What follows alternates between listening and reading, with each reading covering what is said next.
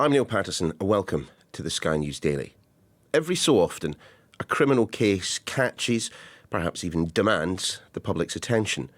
Sometimes it's because of the victims, sometimes because of the nature of the crime, and occasionally because of missed opportunities.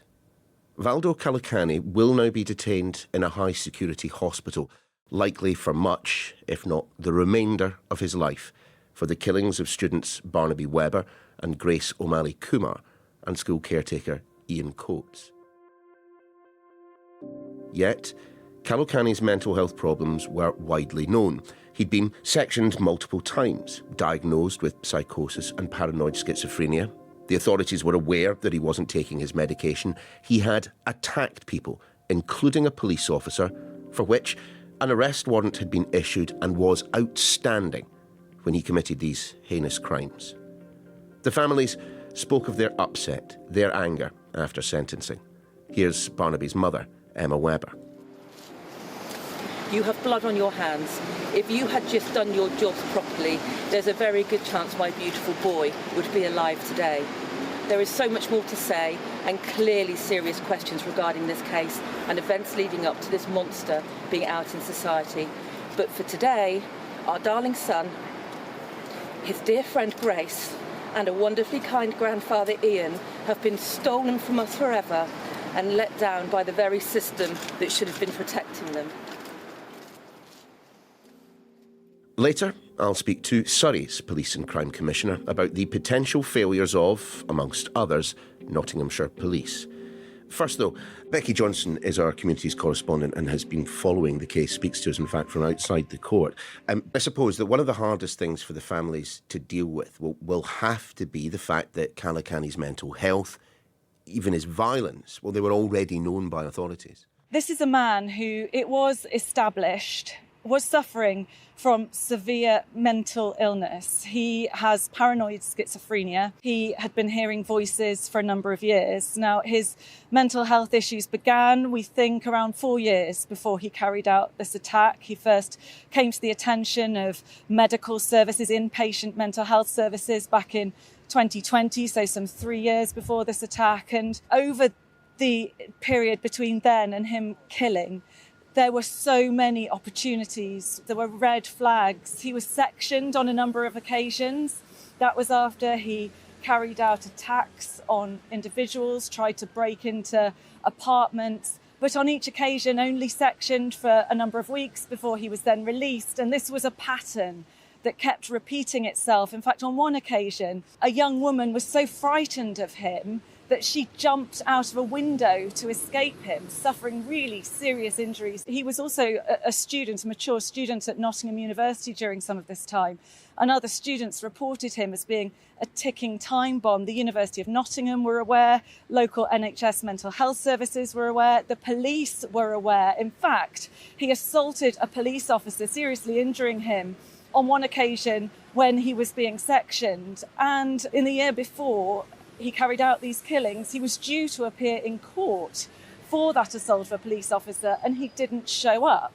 At that point, so this was the September of 2022, a warrant was issued for his arrest, and that warrant was still active in June 2023 when he carried out these vicious killings. Explain then, Becky, why, when push came to shove, we had originally charges of murder and attempted murder, pleaded guilty to the attempted murder charges.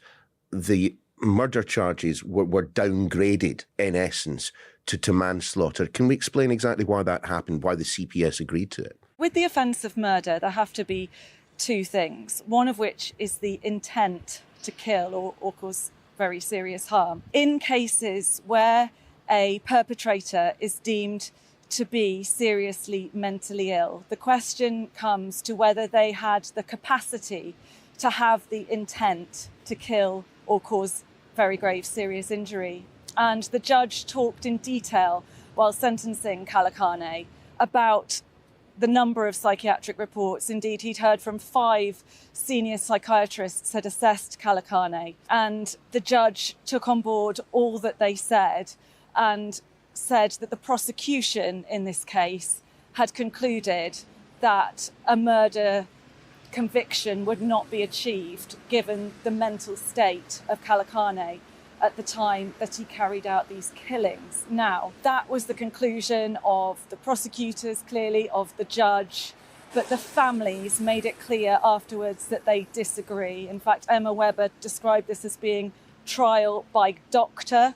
She talked about how the families, she felt, had not been properly consulted about the decision to accept the guilty pleas to the lesser offence of manslaughter and not murder. And all the families still refer to him as a murderer, despite him not being convicted of that offence. I will say this, they carried themselves with a dignity that I'm not sure I could in those circumstances, but they were angry. They were certainly angry.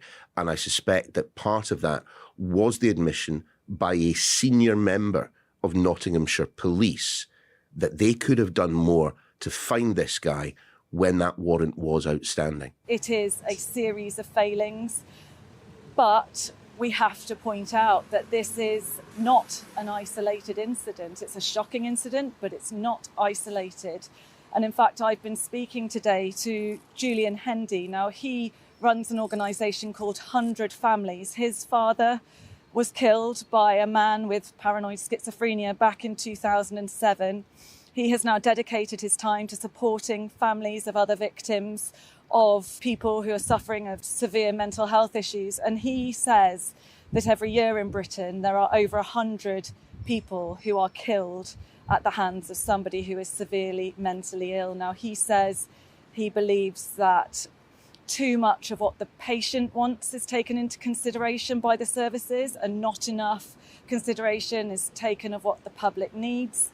He also talks about issues of funding of services, but ultimately he says that lessons aren't being learned, and this is a pattern that keeps repeating itself. I wonder if the problem in this case, the problem in the other cases that have been referencing, 100 a year, that figure staggers me, but in some of those cases at least, it is because no one really knows who's supposed to be taking the lead on all of this. I think actually speaking to families of other victims of this type of killing, they point to a lack of communication between the different authorities.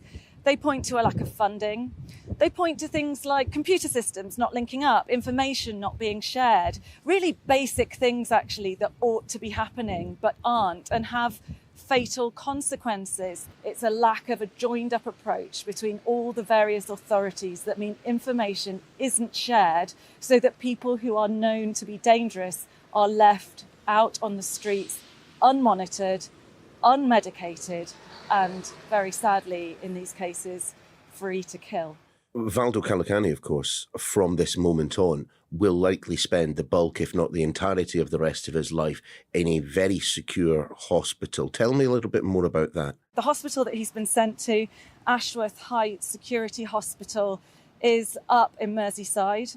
It has had some very notorious killers there, probably most notably Ian Brady, the Moors murderer, spent a number of years there. And I was given a tour of that hospital when I was working as a journalist up in the northwest of England. It's a series of accommodation blocks.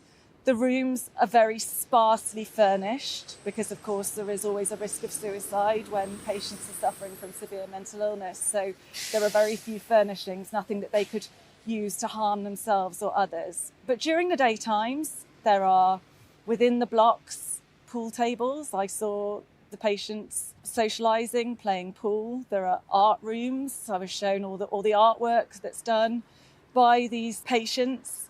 There are extensive gardens, outdoor areas, there's therapy. And we have to remember that these people are classed as patients. They are there because they are deemed by the courts to be ill. But there is an argument that it isn't like prison life. And should the public be able to see inside these places, it angers families that that's the environment that people who've killed their relatives find themselves in.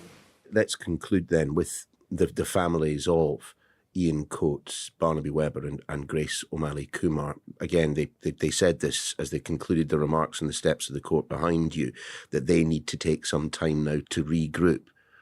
But I suspect, even given the hell as they expressed it themselves, the hell of this sentencing process. That will not be the last time we hear from the families. I suspect not. And as a journalist who's followed this right from the outset, I have to say, and I know I speak on behalf of all media who've been here, we are in awe, really, of the strength that these families have shown throughout. They have always been so dignified, and I think, many of us have wondered at times how they've managed to do it. But they're very clearly extremely angry, and I have no doubt that they will continue to fight for justice for their loved ones and will want more to happen as a result, and they'll certainly want lessons to be learned by the authorities, who they say, well, in one case, have blood on their hands. We'll be back in just a moment, where we'll examine those missed opportunities in Nottingham with Surrey's Police and Crime Commissioner. Welcome back. The admission late in the day by Nottinghamshire Police Assistant Chief Constable Rob Griffin that more could have been done leaves a bitter taste in the mouth and, according to Emma Webber, blood on Griffin's hands. But in apportioning criticism or even blame, it is of course the case that more than one agency is involved. Lisa Townsend is the Conservative Police and Crime Commissioner for Surrey. She's also the Association of Police and Crime Commissioners lead for mental health. So we're very, very glad that she's given us her time today. Lisa, thanks for joining us on the podcast. I suppose, Lisa, given your role, you'll particularly understand why there are those today and before today questioning whether or not Calocane could have been stopped. I mean, Nottinghamshire Police themselves say they should have done more to detain him. He assaulted a police officer in 2021, was due to appear in court in 2022. A warrant was issued. That warrant was still outstanding when he committed these crimes. Yeah, and I think what's really interesting about this case is the fact that we have a named police officer from Nottinghamshire Force, an assistant chief constable, who has come forward and on the record said, we could have done more. We could have done more to follow up the warrant. He's also said, I should say, that it's unlikely that in this case a custodial sentence would have been given. So, there are questions about how effective that would have actually been, even if the police had been successful and used all of their powers. But on the other side of it, we've got a vast mental health service. And certainly we know that there were various touch points with mental health services locally in this particular case. And we've not heard from them about what they think might have gone wrong, other than for them to say that, they were deceived, and psychiatrists believe they were deceived around his non-compliance with medication. But the police have come out and said, yes, there's more that we could have done. I would like to see mental health services now step forward when the time is appropriate and right and say, this is what we could and should have done. I suppose, though, that suggests that at times there is a gap into which cases like this falls between the responsibilities of the police and the responsibilities of those mental health providers. Is it the case that there is enough communication between those two very important aspects of the state? No, I don't think there is enough communication. And actually, I think part of the problem isn't just communication between healthcare providers, in this case mental health, and the police, but healthcare providers and themselves, actually. I don't think, certainly we see it elsewhere, the mental health care providers are talking to each other in the way that perhaps they could have been in order to join the dots. And it does feel sometimes like the left hand isn't talking to the right hand. And if you've got that problem within the service like the NHS or specifically mental health, then you can see how things aren't being necessarily fully communicated to the police either. And it is interesting, this is a very, very extreme case of mental health where policing has got involved and where there was obviously a known history. But generally speaking, what the police deal with regarding mental health are less sort of these cases where somebody has a diagnosable condition and so has been under the care of mental health services. And often it's somebody who's experiencing an acute crisis, but they may not necessarily have had up until that point a diagnosed condition. It's absolutely right in that case that's where the police show up, but also that as soon as is possible, as soon as is practical, that they are then passing that over to the right service. And that right service will always be healthcare. It will always be mental health.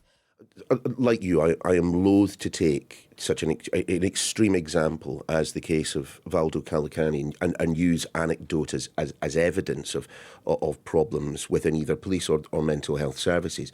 But we have been here before. The case back in 2020 of Zephaniah McLeod killed 23-year-old Jacob Billington, injured 7 others in a stabbing spree in Birmingham. Now, he himself had been diagnosed on schizophrenia, and there were those who were aware of the risks around this. So, I mean, whilst this is one example, it does feel, particularly given the reams of evidence that child and adult mental health services, that CAMHS, in parts of the country, is significantly underfunded. I couldn't say, hand on heart, that we wouldn't find ourselves in this situation again. Yeah, and then there are quite chilling echoes, aren't there, with the McLeod situation, Zephaniah McLeod. Of course, he'd been released from prison, and that follow-up care wasn't there, and clearly should have been.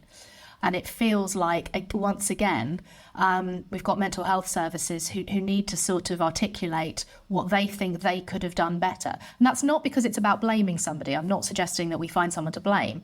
But the only way we will do things differently is if we look at what we did that went wrong and say, right, well, that can't happen again. And if it's something like this where we've got a known offender who's coming out of prison, clearly that needed to be better managed. And that's not an issue for the police, that's very clearly an issue for mental health. And we know that resources are stretched, but we also know that unprecedented amounts of money have gone into the NHS and in particular into mental health. I mean, surely it is a simple truth that if significantly more money was put into CAMHS, police forces up and down the country would be better able to do the job that they're supposed to be doing. I mean, isn't that why the Commissioner here in London, Sir Mark Rowley, has been explicit that there are things that he will not be wanting or allowing his officers to do anymore because it's not their job. But unfortunately, if the money isn't there for CAMHS to pick up the reins in those circumstances, I mean, who is?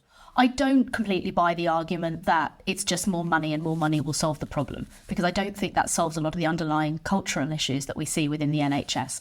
The vast size that it is, which in some ways is great. We benefit from having the NHS in every corner of the UK. That's great. But it is so big, it has almost become unwieldy. And when you have, like I said, when you've got a situation where the left hand isn't talking to the right hand within what seems like the same organisation, which is splintered now into so many different parts, I don't think it's money that fixes that. I think their problems are far, far deeper rooted than just money. And I would be loath to throw more taxpayer money at a problem, which we keep doing, and we keep getting the same result.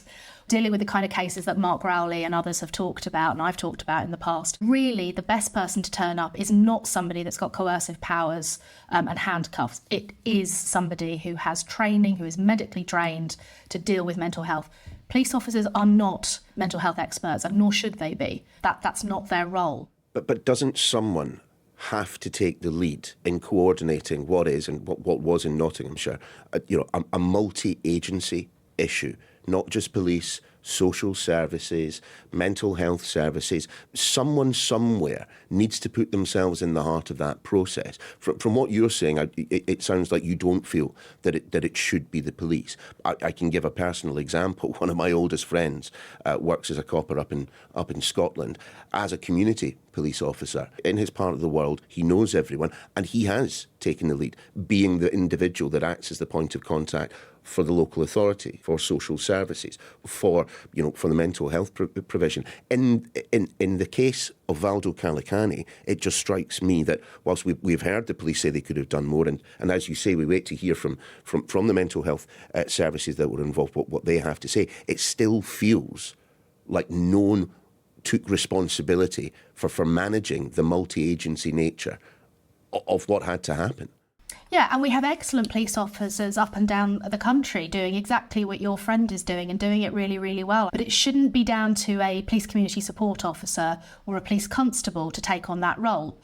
Partly because it's got to be done at a higher, more strategic level. And it's one of the roles of police and crime commissioners is actually to bring those together. Now, in Surrey, when it comes to mental health, but I do think you're absolutely right, Neil, when you say that it is about collaboration. Unfortunately, that's where I'm disappointed in some of our services that I see nationally not collaborating sufficiently, and only coming to the table when their hand is forced or when something sadly like this happens. We do need to see other agencies stepping up as well to make sure that something like this doesn't happen, because when somebody presents to a mental health service, whether it's to their GP initially or however it is, with a mental health, whether it's in crisis or at an earlier stage so they can get treatment early, that's not something the police would be involved in normally. So I think there are questions about at which point do you bring the police in? At which point has somebody done something which you think may escalate to a criminal matter? Because, of course, non-compliance and not taking his medication, in theory, there's no role for the police within that. Now, I don't think it would have affected, unfortunately, would have affected the very tragic outcome in the case of Valdo Calocane. But of course, we are hearing from the government more in terms of action on carrying of zombie knives, more action, in fact, suggestions around about, mandatory prison sentences for those who carry knives. What's your view on that? There are very few things that we have mandatory sentences for, okay? It's very, very rare, and for good reason, because generally speaking, we allow judges who are in the courtroom, who have heard all of the evidence, where a jury is required, have dealt with that as well. They're the people who are best placed to decide what a sentence is, and that's how the criminal justice system here works. However, I think there are some crimes where there is a role for mandatory sentences, and I do think that knife crime is one of them. I do think that carrying a knife is one of those things. I think, broadly speaking, we're probably getting the balance about right at the moment, in that there's no mandatory sentence for a first-time offence of just carrying. And I can see the arguments for that, because we don't want to criminalise particularly young people who may be carrying a knife because they absolutely believe they have to for their safety. Now, of course, that's not true. You're far more likely to be a victim of knife crime if you are yourself carrying a knife. But we've got to work with young people to get that right as well. Once we've gone past a first offence of carrying a knife, and to be clear, a judge can still impose a sentence. They can still be sentenced for up to 4 years. Once we get beyond that, I think mandatory sentences are absolutely vital, because we do have to do everything that we can. Lisa, thanks very much indeed.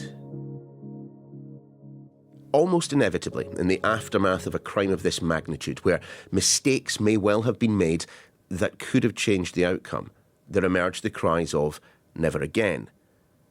From the families of the victims speaking on the steps of the court, there was, in a quiet, dignified fashion, understandable anger. And having been through days of hell, they say they now need to regroup before deciding how to move forward. But they know, we all know, that we have been here before, that crimes like this have been committed by individuals well known to police and mental health services. And absent some change, it will happen again. It's just not clear what that change should be. That's your lot for this edition of the Sky News Daily. We'll see you again soon.